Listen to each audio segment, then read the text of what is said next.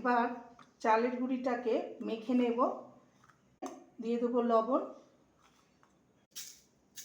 চিনি আর দিয়ে দেবো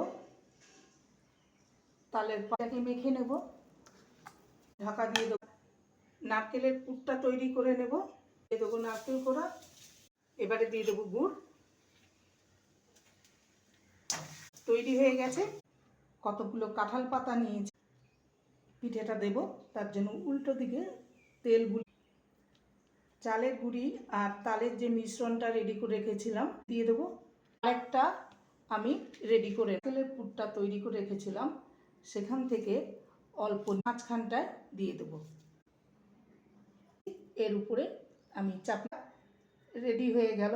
জলটা বসিয়ে রেখেছিলাম। হাজরি থালা নিয়ে আমি ভাপাতে দেবো। ঢাকা দিয়ে ভাপাতে দিই।